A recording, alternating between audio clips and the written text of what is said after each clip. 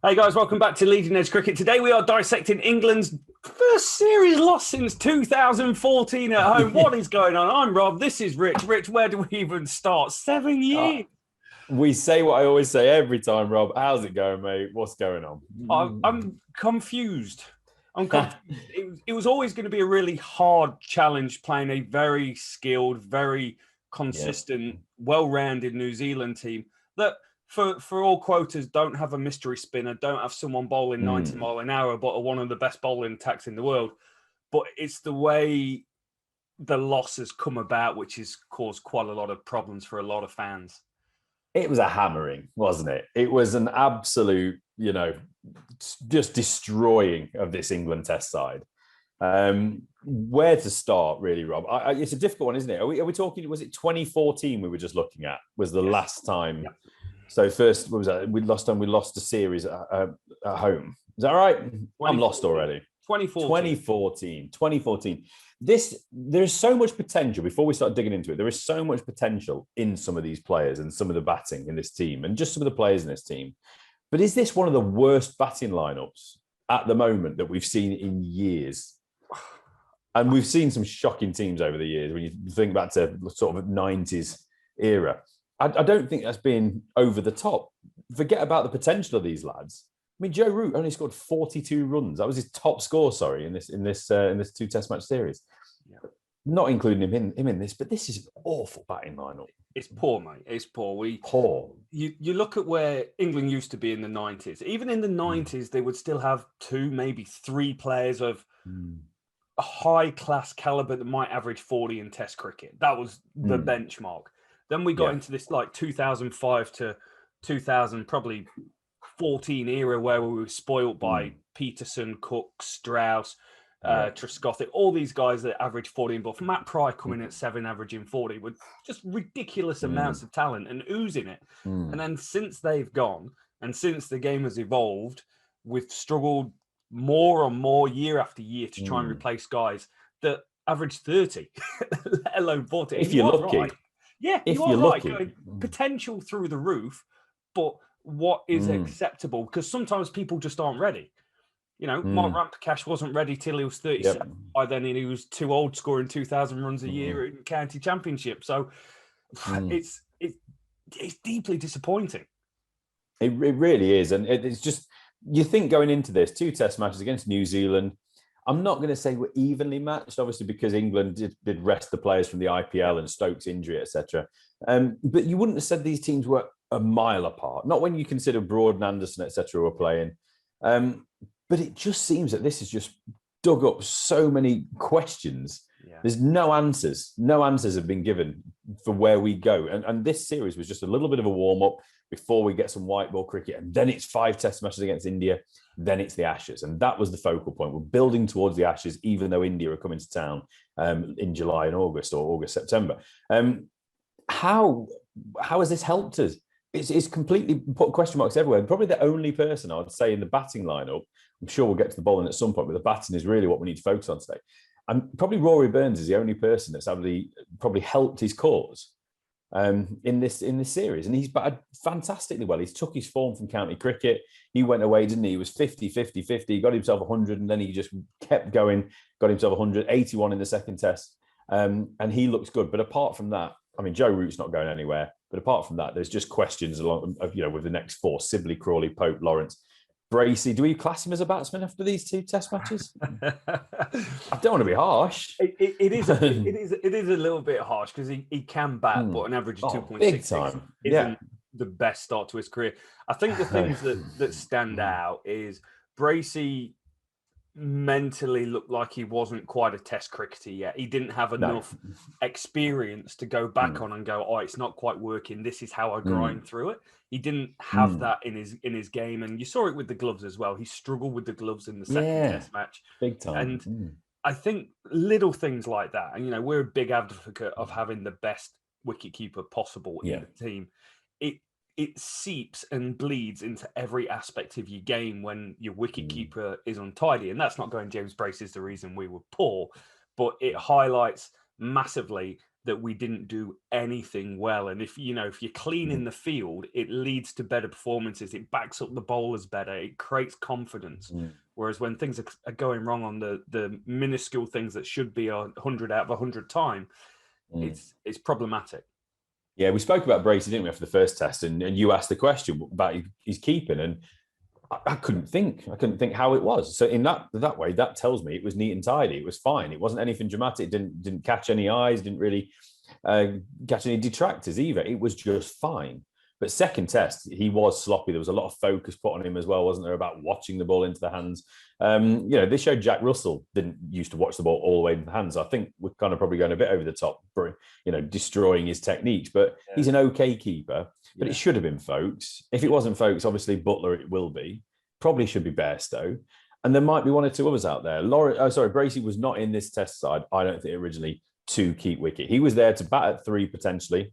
I don't know if Crawley would have played either of these test matches. I think Bracey might have batted at 3, give him a chance, and then you would have had Folkes in getting his chance finally playing in England. Yeah, Bracey was thrown in. It's a difficult place, difficult way to get into a test match cricket, isn't it? One thing, focus on your batting, and then concentrate for all those overs at a time in the field. You're never properly switched off, are you? So it's been a difficult ask for him. So we will joke a little bit, I'm sure, about him, but it's been a rough one. And you do hope he comes back strong. He certainly has had a good summer up to this point with the bat, but I can't see him in an England shirt for the foreseeable future after the way he's played last couple of games. It'll be very difficult. And you talk about Bairstow with great light in terms of he's a better player when he's mentally involved in the game, every ball and wicket keeping. Maybe it's not quite the same for Bracey because he had 14 games he kept in his career in first-class cricket. Really? He's the least experienced keeper to ever keep for England, or one of the top 4. I can't remember what exactly they were saying. It's but crazy, isn't it? A little bit back to the drawing board, but I think going forward, you've got your 1, you've got your 2, you've got Burns, and you've got Butler as your keepers, and they're the ones that's going to be involved in an India series. They're the ones that's going to be involved in the Ashes, Rich. Yep. Question marks massively from the commentators, from fans, from everyone watching. Yep. Sibley at the top. Has he done enough in this series to go, he's worth further investment at this point? For me, no. But I think this setup want him to succeed. And when I talk about the setup, I think I'm talking about route. I'm talking about potentially Silverwood. Look at the way they played. I had a bit of a rant, didn't I, about basically saying it was a glorified net for Dom Sibley in the end of the second test innings of the first test. Yeah. They wanted him to succeed. It didn't matter, I don't think, if we won the game or even attempted to try and win the game for 1 ball. I think as long as Dom Sibley came out of that looking okay, which he did, 60 not out, I think it was. Was it not out or 60? It was not out, wasn't it? Yeah. Unbeaten, yeah. I think that was a success. But I just want to, before we kind of break down who did what in the innings, etc., and run through it, I think the lack of intent, the cautious, conservative approach to the first test has bitten this team on its backside. I think if they'd have gone after it a little bit, they would have come into this test on a bit of a high. They would have, I'm not saying if they won it, but even if they'd have given it a damn good go, they've still lost the series 1-0. They could have gone for that, potentially lost the first game, and maybe not, got a draw out of this one or got a win out of this one. But because they didn't go for it, I think that's impacted them negatively. And just the mentality wasn't quite there. Players still fiddling around, not really knowing where to turn. I don't know. Maybe I'm just trying to force an argument, but no. But you are onto something. Devon Conway came off and he talked on New Zealand TV, and I'm sure it was on Sky Sports News in England, and he was talking about how much he appreciated the New Zealand mindset and the coaches of going, you can play cricket. We've seen you play cricket. Go out there and play your natural game, and that brought the best out of him. He scored 280, a 20-odd. He looks a Test match cricketer. But you're exactly right in what you're saying. But you take people of a Lawrence, who's an aggressive player, Ollie Pope, who's a really positive forward-going player, Zak Crawley, who wants to score runs, Joe Root, who's better when he's fluent, and say, right, we're shutting up shop. That goes against everything that they are. And I'm not saying they shouldn't be able to play match situations, but there's match situations, and then there's going so far away from the game that you're, you've taken your pads off at 3:30 in the afternoon.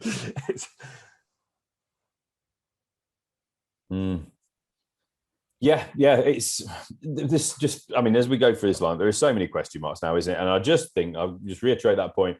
If they'd have maybe had a go at it, Zak Crawley wouldn't have been sat there for 16, 18 balls, struggling and trying to work out what to do. Basically, all he was probably saying is, don't get out, don't get out, don't get out. Oh my God, I've just flashed at one. Yeah. He goes into the second test with more confidence. Pope, maybe he had a go chasing. And, you know, he could have been fluid, playing some shots. And again, he gets himself going a little bit more. Same for Dan Lawrence. There was players there that could have done it. Can you imagine if we look at this situation again, you know, parallel universe where Bracey and Dan Lawrence were the not out men after we've just chased down 270 odd against New Zealand in the first test. Suddenly, test careers just go off in a completely different direction. But, you know, it is what it is. And I just think the mindset wasn't there. And I think it had an impact in the second test match. But, you know, what do we know? This second test match has just got to be said, just jump onto it quickly if you can, Rob. Jimmy Anderson, his 162nd test match appearance, 7th of all time. He's now just gone ahead of Alistair Cook, who made 161. Nobody was going to beat Alistair Cook's 161, I'm sure. Jimmy Anderson, top bowler in test match appearances. It's just ridiculous. Sachin's 200. Jimmy is now only 6 behind Ricky Ponting in second spot of all time, 168 test matches. It's mental, mate. It's to have that longevity as a seam bowler is unheard of, and I think you know, years ago, you know, he was a brilliant one-day bowler and an evolving cricketer, and his bowling average at one point dropped down to about 36, 37. And then I think it might have been New Zealand 2008. He really kind of changed his career for the next 13 years now. That makes me feel old. But the fact that he stepped away or got forced to step away from white ball cricket when he did, even though he was good enough, has probably added another 3-4 years to his career overall. And I remember looking back going, I don't agree with this. But now when I look at it, I'm like, well, actually, you've set up this England bowling unit for a decade. You know, Broad made his debut in 2007. He's still going. Anderson in 2003. He's still going. It's incredible.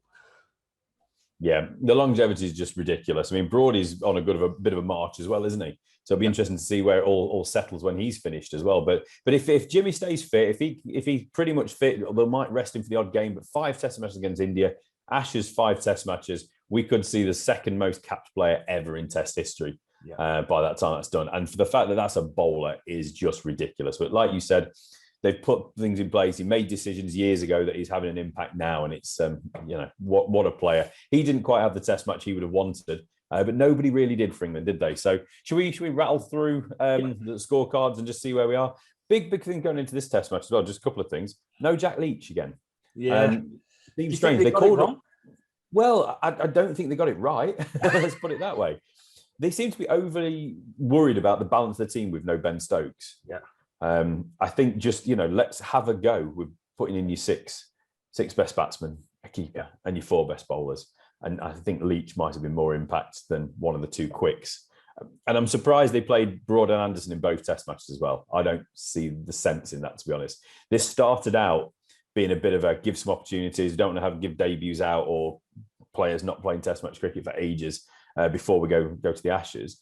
You know, Overton was back in the squad, wasn't he? We spoke about that. He didn't get a game. He's ripped things up in the counties. 36 wickets, give or take, in about 6 games. He should have played. Obviously, there's that issue in the background. I think there might have been a bit of a PR holding back. But I personally didn't like the balance of that bowling attack with Wood and Stone in the same team. I know that I think you might have said you would quite like, I think that was your prediction, actually, the 2 together. I might be wrong.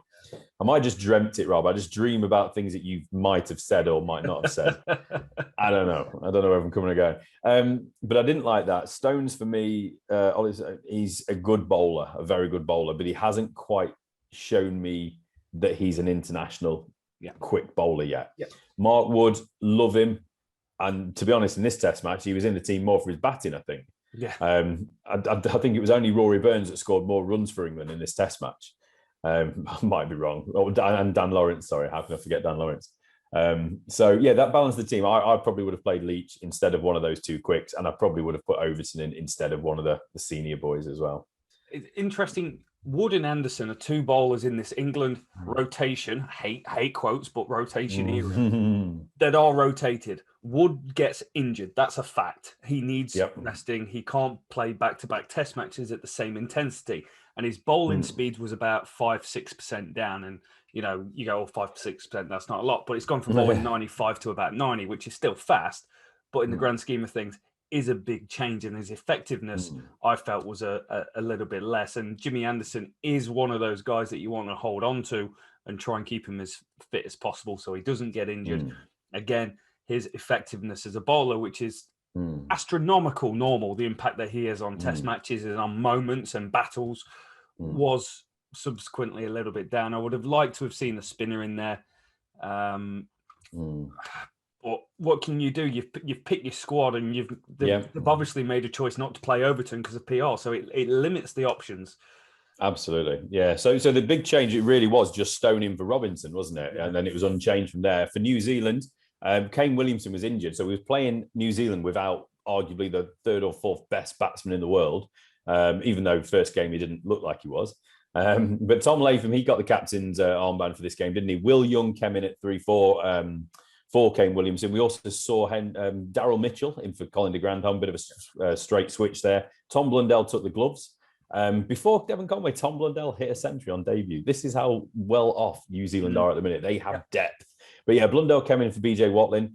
He'll be really disappointed because obviously he's retiring after the World Test Championship. So that's one less test match against his name. But I'm sure he just wanted to be fit for that and go out on a high. And then it was Matt Henry in alongside Trent Boult for Southie and the big guy, Carl Jamieson. And then Ajaz Patel, like you were saying, Rob, much better bowler, and he was in for Mitch Santener. So a lot of changes for New Zealand. Six changes. Yes. Six. I think it's six changes on the kick. And I think it was the second most amount of changes they'd ever made in a test match series, test on test. But it just showed you again the mentality in New Zealand not being afraid to change things up, to do something. Whereas England went ultra conservative again and just made the one change. But anyway, by the by. So England bad first, Rob, 303. Rory Burns 81. Sibley 35. There were 72 for one. And at that point, just a little bit before that, I remember I turned around to part of it and just said, this is a good start from England, but we could be 140 all out. And then when we were sort of 85 for 3 after being 72 for 1, I was getting a little bit nervous, but they did solidify a little bit, didn't they? Sibley 35 did okay, but then Crawley nothing, Root gone, Ollie Pope flattered to deceive. Dan Lawrence played fantastic well, 81. He was struggling hugely, wasn't he, at the start of his innings? I think there was that shot where he backed away to about -6 stump, or another 2 sets of wickets and cut one off his leg stump. Ridiculous shot, not in a good way, just a ridiculous shot, but it got him going. And after that, he didn't look back. I'll get you jumping in a sec. Bracey as well, mate.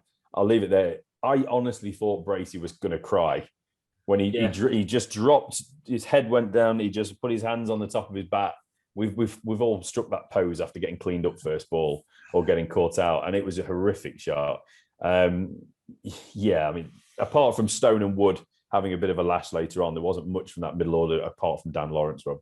No, it was a usual England batting activity, I suppose. It's so many times we see England and they come out, they're in a position and they lose 3 or 4. I don't know what it is about wearing an England shirt that means you lose 3 or 4 wickets for not many runs. And this is what happened. And, Ollie Pope is a guy who's in immense form in county cricket. Everyone looks at him and go, he's an international cricketer. He's an international cricketer. He looks $1 million, but every single time in this test series where he's batted, he's got some runs and got out. Yeah. We spoke to him about him, didn't we? And when we was talking about the county championship pre these test matches. And he's one of those players that he'll have a run of these 1920s or whatever they are, but then he will go and score a massive 100. Yeah. So he is a match winner, but he has to, at some point, cash in. Yeah. He has to actually show us that he is that player at test level, that he can go and do that. It's all well and good looking fantastic for 19, 23, 25, 30, whatever. But he's got to, at some point, go on and get that big 100 and show us exactly who he is. I just wonder with Pope whether or not he might be a bit of an early Ian Bell. We've obviously got the obvious comparisons, but also Bell wasn't an established player in the team initially, was he? He didn't get picked and then play 100 test matches. He was in and out quite a bit initially, or at least there was a lot of conversations about being out, in and out as well. Pope could go the same way. I don't think we will write him off. I don't think we'll ever be going, oh, Pope only played a few test matches and he never came back. He will be a test player for 60, 70, God knows how many test matches, but he has to start finding consistency. Yeah, he does. And we'll talk about them all together in a bit, I suppose, with comments from Graham Thorpe, etc. later on, but he's the one in this lineup that looks the gorgeous player. Crawley potentially looks a correct old-fashioned or more old-fashioned player, certainly when put up against the likes of Lawrence, Sibley and Burns with their quite difficult techniques to watch sometimes. But Pope's, he's just got to find that consistency, or he will not be in this test side in the coming games. Yeah, huge credit to Lawrence, mate. It was a classy knock, and it's a shame he didn't really get the chance to go on the next day. Mark Wood came in and played flashy, and then within space of 4 or 5 overs, Broad and Anderson are both gone. So a bit of a shame he didn't get to take that forward. But this is the biggest career highlight at test level we've seen of Dan Lawrence. And against a good bowling attack, backs against the wall. If I'm Chris Silverwood, I'm going Dan Lawrence, number 6 in the Ashes.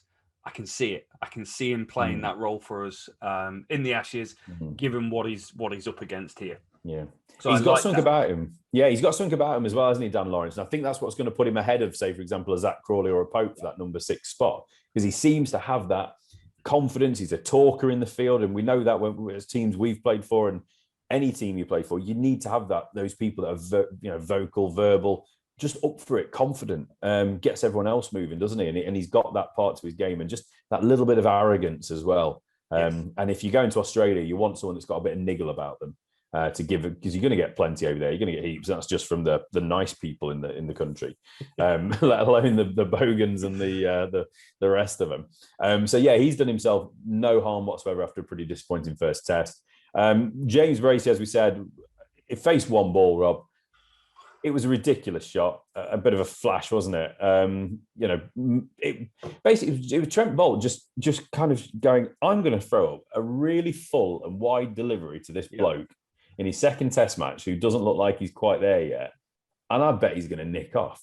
He's going to chase it and nick off. He's going to have a go. It's a bit like what Southey did in the first test, mate, to Crawley and to Lawrence. Straight, wide of the crease, swing it away. He's going to have a flash at that. Yeah. Simple cricket. And of course, Bracey would have wanted just to get bat on ball. He just exactly, and get a run. That's it. In some ways, you can't blame him. You can't blame that mentality. If he'd have creamed that through for 4, he might have got himself a big score. We might have been talking about a Dan Lawrence 100 and a Bracey whatever, but that's cricket. First ball, he's leaning over on his bat and he's going, just swallow me up, world. So I think that's where you need to look at the New Zealand bowling attack and doff your cap a little bit, because they did it in the first test with Southey.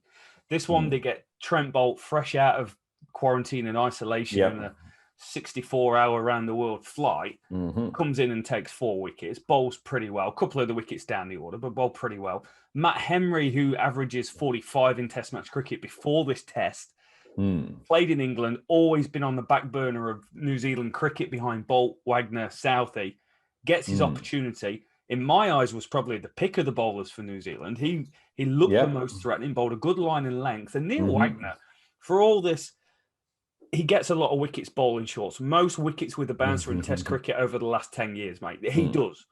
But that doesn't mean he's not a skillful bowler. He takes it across the right-hander, as we saw Dan Lawrence in the second innings, and he can swing it back. And he's probably going to bowl one halfway down. He's a very intelligent cricketer. Yeah, absolutely. I mean, it is a really talented bowling attack. Daryl Mitchell looked tidy, just to go all the way to the other extreme. Ajaz Patel, I can see why people wanted him in the team ahead of Santener. Wagner is he'll keep running all day. He's the guy that, as your captain, if you ever need somebody, I need something to happen, throw him the ball. Just bowl me bouncers, bowl me outside off stump, bowl me a fast spell. No matter what you want, he'll do it. And I think one of the commentators were talking about, you don't know Wagner if he's bowled 1 over or 35 overs in the day. He looks the same. He's just a machine. isn't he?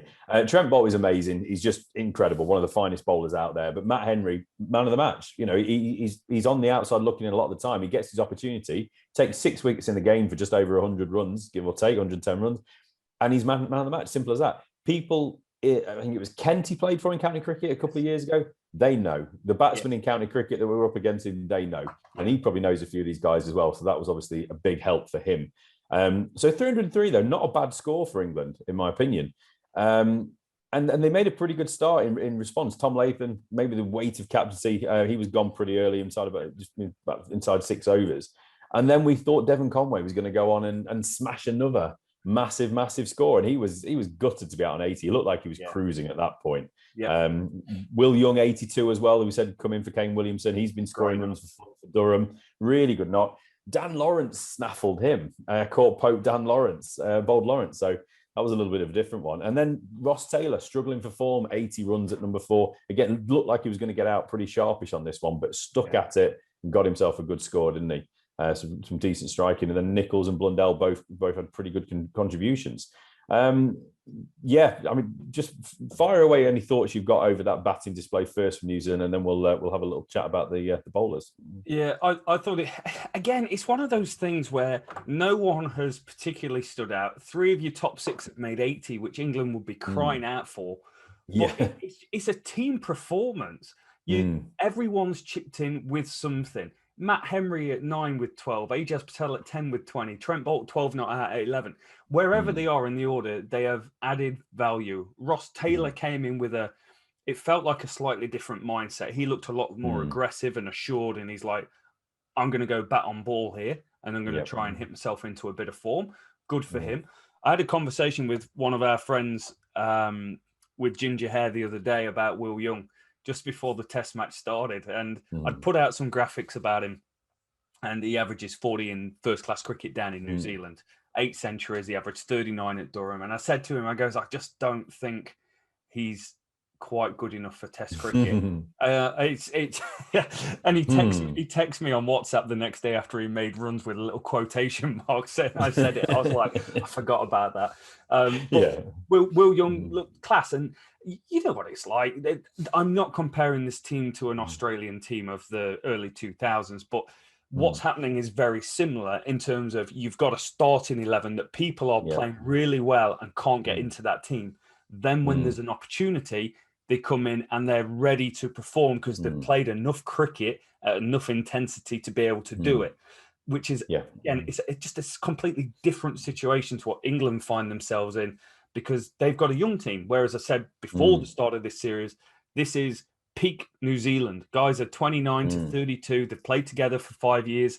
And I was talking before the podcast, 2004, New Zealand were ranked 7 in the world in Test cricket. They're now number 1 in Test cricket, number 1 in one days, 2 World Cup finals back-to-back and a World Test Championship. This is the finest batch of depth of generation in New Zealand history. Yeah, exactly. And you mentioned that Australia team. People like Mike Hussey didn't break in until late, and then he was a superstar. England, in the probably one of the finest England teams we can look back on, certainly in our living memory. Trott came in the team late. There were people established that knew the game, that had their ups, that had the downs, more importantly, and they'd got themselves back up. They might have had technical issues, and they sorted them out. And by the time they hit Test Arena, either again or for the first time, they're ready. Yeah. They know what to come. They know what might be in front of them. They know that if this happens, if I have this issue, I'm going to get through it because I have done before. I can lean back on that experience. And some of these young blokes are learning as they go. They're finding their first time that they are actually properly struggling in cricket, probably since they've picked up a bat when they were kids. Such natural talent amongst them all. It doesn't look like some of them were coached, does it? With some of the techniques in that England lineup. Well, there's another point, Matt, because I've been thinking about this quite a lot lately, more than I probably should. But unhealthy. Yeah, unhealthy obsession. But I've been going through Plunkett Shield stats over the last 20 years, and it amazes me how many names come up that you're like, I didn't know Scott Borthwick came to New Zealand to play a year of first-class cricket. I didn't know this guy came in to play a year of cricket. I didn't know this guy went and played Sydney Grey cricket, whatever it is. Where do the guys go who are deemed international quality these days? They go and do the T20 circuit. So they are playing that way all year round. They're not going to Australia and getting the heads knocked off. They're not going to New Zealand and playing on a green seamer against a different bowling attack, different conditions. They're missing out, potentially. I'm not putting everyone in the same bracket, but a lot of players are missing out on that experience, tangible experience of playing world-class opposition wherever you go in different conditions. And it's in the extended form of the game, isn't it? It's in the red ball form of the game. It's, we can't blame T20 and one-day cricket for players' technique, but they are so forced now to play a certain way. And, county cricket, start of the summer, back end of the summer, focal point of the year is going to be white ball cricket. Yeah. Like you said, going overseas now, if the money's there, they're going to go overseas and play a competition. Instead of going to play club cricket, grade cricket in Australia, they're going to go and play Bangladesh T20 or such and such 10 over league or whatever it might be. That's going to be their preference, isn't it? If they can get a gig, agent, get me on this. It's a really valid point, and it's that combination, isn't it? It's not just the play in the white ball, but it's also missing out on what you could have been doing at the same time. Yeah. So it really is hurting some of these young players, and they're just going to have to find a way around it. Simple as that, isn't it? With the ball, Jimmy Anderson didn't have a particularly good test match. Just the 1 wicket in this innings. Broady 4 wickets. Mark Wood 2, Stone 2. Nothing really jumped out in this performance to me with the ball. Broad, exceptional, and he's had a great summer so far without the reward that we spoke about quite a lot. Mark Wood has had a good test match because of the runs that he scored, etc. But nothing's really jumping out to say well played, well bowled. He looked fantastic. He's nailed down a spot. I thought Broad's been very unlucky, and he's bowled very, very well. And his 4 for 48 of 23 overs is testament to that superb performance. I'd be quite interested to see a little bit more of Dan Lawrence as the part-time spinner. He does perform that role for Essex regularly. And we spoke about it, didn't we? When they didn't go with Leach, and we were saying, I don't think they'll go with Leach for the first test match at least. Yeah. Then you said you got Root and Lawrence that can bowl. But Lawrence didn't really get a look in, did he, in the first test? And it's a big difference between the teams. So Root went at threes in the first test match. He's bowled here 15 overs for 45 going at threes. And you could look at that and you go, that's all right. But the match situation in the first 2 tests is a 3-run rate is quite high. And it's non-aggressive cricket. The game has ticked over for 15 overs while he recharges his seamers, whereas New Zealand moving from Santener, who performed a very similar non-aggressive role, to Ajaz Patel, who went and took 2 for 34 off 14 overs and is constantly challenging the bat and is a genuine out-and-out spinner. Yeah, makes a difference, doesn't it? It's asking for control, but also an attacking edge. Yep. And it's just not there, is it, at the moment? You potentially can get it overseas. If Joe Root wants to go and get how many wickets it was in the first day in India, that's one thing, isn't it? But not at Edgebaston. 85 lead going into the second innings, and this is where the game changed, basically. England skilled for 122. Mark Wood top scoring with 29, 5 boundaries and a 6. Had a bit of a biff, didn't he? Apart from that, Ollie Pope, another start, 23. Joe Root 11 a start. Zak Crawley 17. I'm sure that'll be his top scorer this series, won't it? 15 for Stone, 29 for Wood. Nothing for Lawrence in this one. We spoke about what a brilliant performance. Maybe there's a corner turn. He's then a second ball duck. James Bracey, he got runs. He can go away and say I scored runs. Afterwards, 2 ducks. He got himself 8 off the 20 balls, including the boundary. So at least he's broke the duck, hasn't he? But a pretty pathetic effort in that second innings. And when you consider the crowd that was in there, the football crowd, was it? Cricket crowd? I'm going to be a bit of a purist here. It's like, lads, stop singing the same song. They had a great time. There was a lot of pent up everything, wasn't there, for the last year and a half. So I'm not going to hold it against them, but give me some different songs. But yeah, when you think about that, and then just think about the lackluster display, setting up a pretty straightforward target for New Zealand. It was just so disappointing. It's poor, mate. The fact that New Zealand batted again was a testament to Stone and Wood adding a few down the order again. It's nothing to do with the top 6. Burns has had a great series, can't get on his back. However, Black Caps didn't drop catches. England did drop catches, drop Will Young. makes a big difference. Dom Sibley starting to see a little bit of a theme here, getting squared up outside off stump, nicking off. Now, we all find ways of getting out for periods of time, and everyone does get out. KP got out against left-arm spin. Was he bad against left-arm spin? He wasn't bad, but they're going to bowl something at you. But for me, it's slightly dangerous for Dominic Sibley because it's the ball that he isn't on the front foot and he's not on the back foot. Now, if he's going to Australia against Pat Cummins, bowling that length, if I'm Graham Thorpe, I'm going, right, we really need to do some work around this. It's like watching Atherton or Hussain getting squared up to Glenn McGrath with the hip coming through. Slightly worrying. Yeah, slightly. Just slightly. Zak Crawley is causing me headaches, and he shouldn't be because I don't need them. He averaged 5 in the series, which let's all just say that's not good enough. And I saw people on Twitter going, well, he should be opening. And I'm like, have you seen him open? He is not an opener. 7 matches as an opener, 13 innings, a highest of 66, 250s, an average of 20. Yeah. That is not a guy that should be opening. The thing is, we're looking back at the guy that scored 267 at the Ajaz Bowl last summer against Pakistan and looked like we have found a superstar. Yeah. Not necessarily a box office, but we have found a stud, a player that will bat an innings for us and score runs if at a steady rate. Yep. Since that knock, 9 single-figure scores in 12 innings and just 21 runs at, like you said, at 5.25 against New Zealand in this 2 test matches. 9 single figures in 12 innings. I was talking about, I think Crawley could be the opener that they'll go for to replace Sibley if Sibley either wasn't fit, hadn't proved his fitness, or wasn't selected. He's no longer in that conversation. I don't think he's in the conversation to bat number 3 against India. I like him. I'd like to think that he can remake his name in county cricket, sort his trigger out, sort his technique out, sort out what's going on with him. I'd like to think he can come back. Sibley, he needs to learn how to open up the other side of the field. Yeah. Pat Cummins et al., they are not going to be bowling a middle stump at him in the Ashes. They're going to be channeling it outside off stump, aren't they, all day? Or they'll be nipping the odd one, middle and off, moving the ball away, bowling short, whatever, but they will not be bowling there and feeding him. New Zealand bowled quite generously at the stumps to him over the course of these couple of test matches. So that number 2 and 3, Burns is in at the moment, isn't he?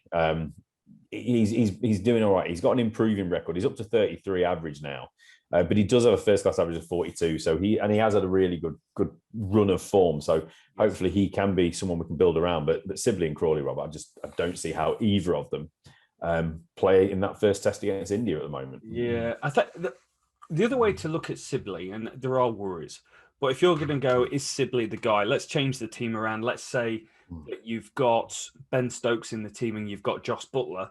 If Sibley goes out there and averages, 34 this series? No one's done better than that other than Rory Burns. And over the last few years, we've struggled to get someone that could average 34. He averaged 40 at home last year. I'm playing devil's advocate here because I don't fundamentally like his technique. And I think against most teams, he's going to get found out in some way over the course of a series. This is my issue. It's not necessarily what he's done. Even if he'd batted better, I would still be saying I have question marks over him. It depends what we want. Are we satisfied about having somebody that will just build a foundation because we're so terrified of allowing our middle order to be vulnerable? That we have to go at 2 and over or bat for 30 overs and get a bit of a foundation. Now, every team wants a foundation built by openers that are batting steady, but they have to be able to score runs as well. Otherwise, you're just creating pressure, not just on those 2 eventually, but also the guys coming next to them. If you're entering the field where you're going at 2 and over in a test match, you straight away going to be thinking, I'd like to get the scoreboard moving on a little bit now. I think there are other players out there potentially that could do a similar job to him, be resolute, determined, strong in defence, etc., but potentially offer more of a threat and be able to score bigger and longer. The reason he averaged 34 in this test series is because he got 60 not out in the second test, where he batted for about 3.5 days to get that. He didn't take any risks.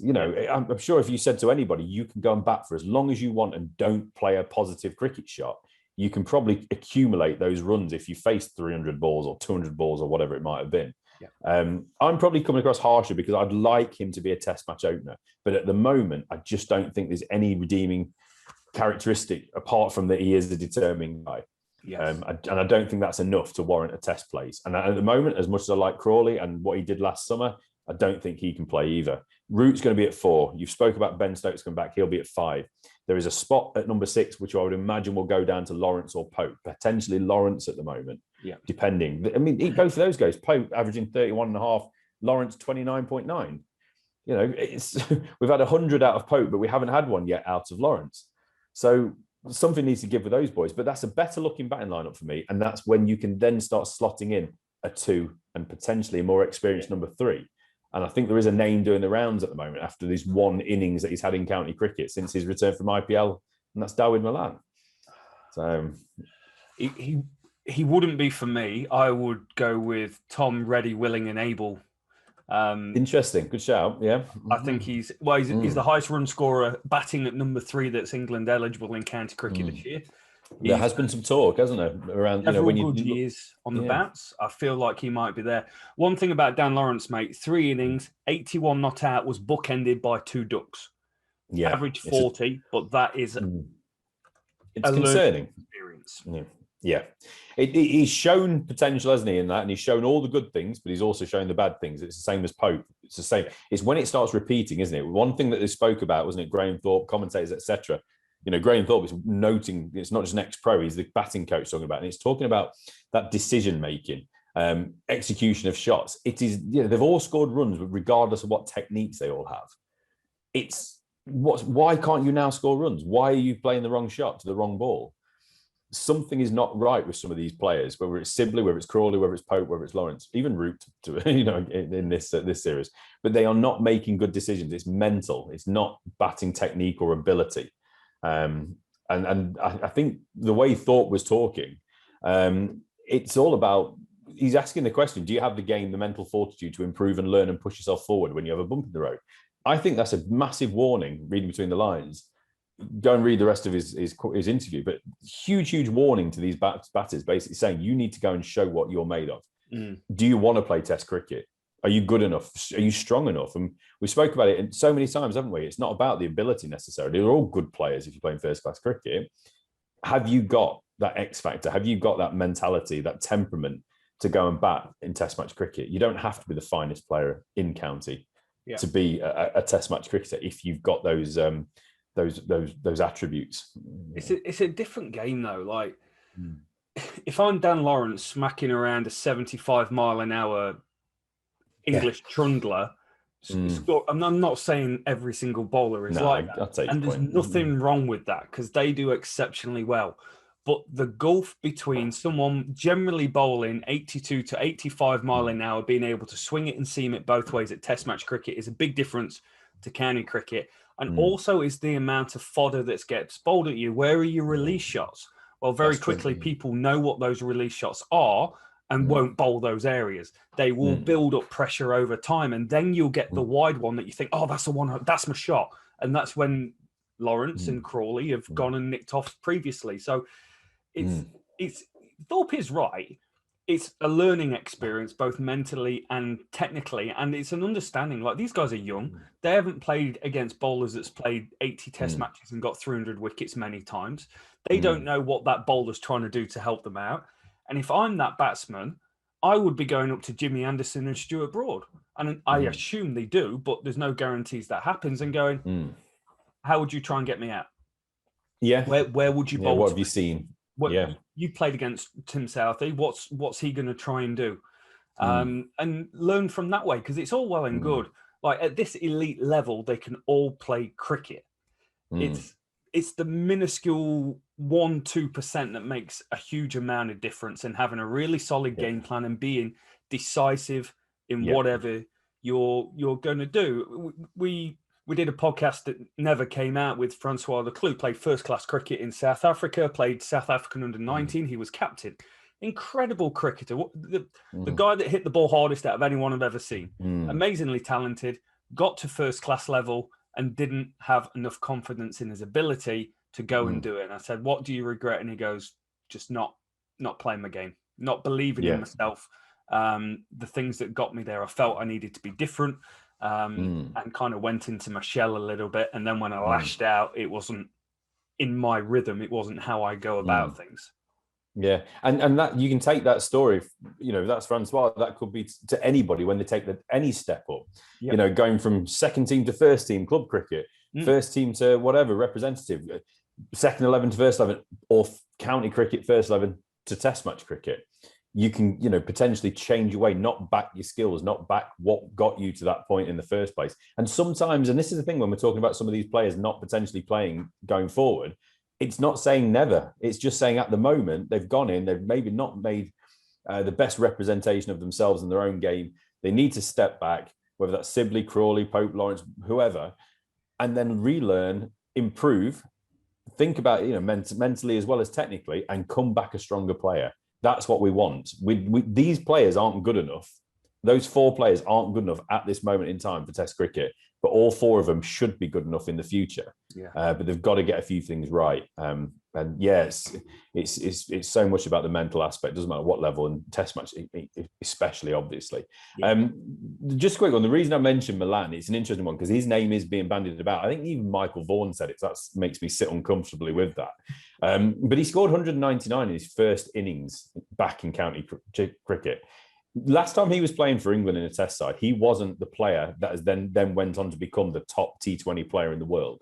Correct. His game has changed. He's got experiences, different experiences. He's got, just, I imagine, a confidence.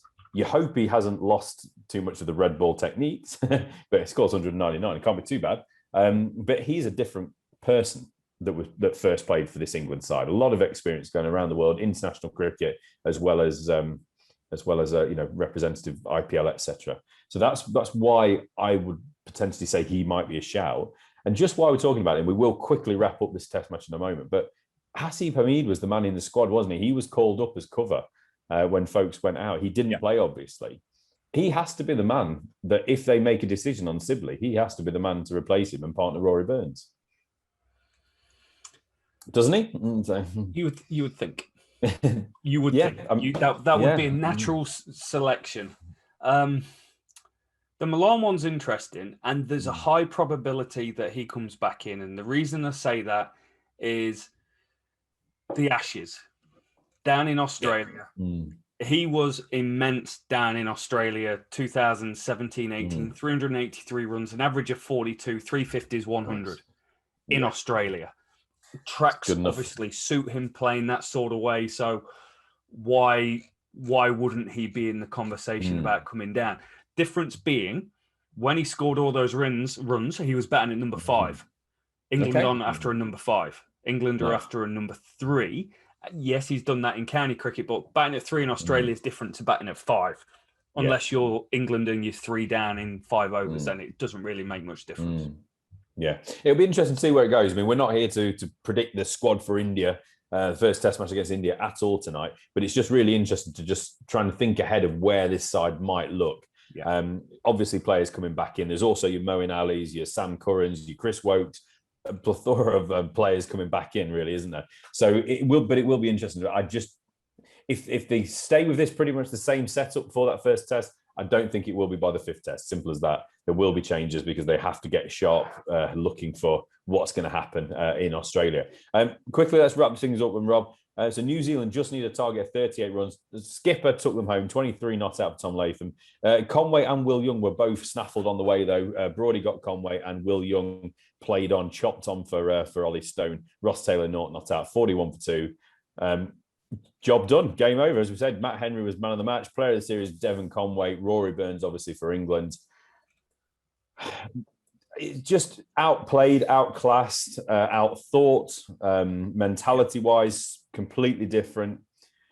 Just night and day between the two sides in this series, and obviously goes without saying, really, but rightful winners. It probably should have been 2-0, really, when you look back on it in a bit of retrospect. Yeah, just a class performance. The news and media out here has been awesome about it. It's seen as a massive achievement. We are I use the term we. Now I've been here 7 years. It's and we. now you won a test match. What? Yeah, now we've won a test match. In fact, very interestingly, I was at a bar on Saturday night talking to a guy and was talking about my daughter, and she's Kiwi. I'm English, and she started calling me Pom, and they went, "Oh, you're a Kiwi, aren't you?" I said, "No, not really. I'm English." When I support New Zealand over England at sport, that is when I will term myself as being a Kiwi. Absolutely, yeah. And it's the next generation has to be, I think, especially if they're born in those countries when people move away. Always said that. So I think you're right. But yeah, you never know. One day, Rob, you might choose New Zealand over England, especially if maybe New Zealand football suddenly come from nowhere and take on England in a World Cup or something. That'd be class. That'd be class. Yeah, I give props to this Black Caps team, mate. They've been immense. We spoke about 2014. We said they were 7th in the Test match rankings. Now they're number 1. At the same time, they were 8th in one-day cricket. Now they're number 1. And there's a few things that's gone on there. Gary Stead is the coach in charge. Now we had Mike Hesson before, both forward-thinking coaches. Mike Hesson's gone on to bigger and better things since then. But New Zealand played 71 Test matches before McCullum came captain in 2013 and won 35%, which is very, very low. But since then, they've won 62%, which in that period is ranked the highest out of any Test nation. And it's a complete shift of mindset, believing in themselves. I do believe New Zealand is a country that's benefited from T20 franchise cricket because it's given guys who don't get exposure more exposure to things. So it has been really beneficial. But the thing is, those guys come back into the system and they play first-class cricket. Kane Williamson plays first-class cricket when available. Ross Taylor plays first-class cricket. These guys play cricket, all formats in New Zealand. TV coverage has been exceptional. We've started to get New Zealand Black Caps T20 games on TV, on free-to-air TV. That's cool. The Super Smash has been on free-to-air TV. They are doing a lot of good things. And as a country, the sporting world is evolving in New Zealand. Rugby is dying in New Zealand. People don't want their kids to play rugby as much in New Zealand because of injuries, concussions, those sorts of things. There's a severe lack of funding going into the grassroots game. They're trying to sell off pod of the All Blacks. Basketball's the number 1 sport on the rise with football, and cricket is nicely in that mixer in the summer because it is seen as the summer sport down the beach. And the things they're doing it well, mate. And I'm very proud of them. There's a huge part of me that's got this affinity towards the Black Caps, and I love to see them win, not necessarily at this expense of England, but it is nice to see the Black Caps do well at sport, considering that's where I live. Yeah, absolutely. And wouldn't expect anything else, Rob, to be honest. They're just such a likable group of guys. They're led by a great guy in Williamson, and just 1 to 11. There's not a player in either of these lineups that you can point to and say he really annoys me, or I don't like that guy. There isn't that. There's not a David Warner in there, is there, that we can all just go, he's an idiot. Great team. I mean, they could. I don't know what the squad's gone down to. I haven't found out who's missed out for the World Test Championship. But they could just pick names out of a hat, just about, and they would be ultra competitive playing against India, which starts later this week, 18th of June, in Southampton Aegis Bowl for the World Test Championship, Rob. So I would not bet against New Zealand. India are a fantastic side, second best side in the world, but New Zealand are rightly number 1 at the moment after this performance. England, by the way, have moved down to 4th. Australia are 3rd. So that just starts sprinkling a little bit of competition, doesn't it, again, for what's coming up later in the year. But hopefully we'll get back, maybe have a little chat about what's coming up for this World Test Championship, Rob. England, though, next, just let's get ahead a little bit. I'm not going to go into it now, but just to let you know, England will reconvene 23rd of June in Cardiff, and they'll play two T20s there before they move to the Ajaz Patel themselves against Sri Lanka. Names in that squad just to be aware of. Sam Billings obviously in the Test squad. We also have Dawid Malan, who we spoke about, and the likes of Chris Woakes, Currans, etc. David Willey recalled as well, and Liam Dawson as well. Interesting name. Someone you spoke about, didn't you, when we were talking about spinners for the Test side? So that's an interesting one. But obviously led by Morgan So it'll be interesting to see how people like Moeen Ali, Dawid Malan, etc. perform in that game before the 3 ODIs that come up again after these T20s. And then it's Pakistan, isn't it, before India? So lots and lots and lots of cricket still to come, Rob. Anything else you want to add before we wrap up this 2 Test match series? One thing. Go on. Everyone Twitter talks about most teams being terrible away from home. And for the most aspect of it, that is fundamentally correct. Everyone is good in their home environment. However, since 2018, New Zealand have got 9 wins, 4 defeats away from home. 9 wins, 4 defeats. 3 of those defeats, 3 or 2 of those defeats was against Australia, which was a battering. So for everyone that was going on Twitter going, Black Caps are rubbish away from home, you're missing the context of the last 3 years as part of that conversation. Stats will prove whatever you want it to prove, Rob.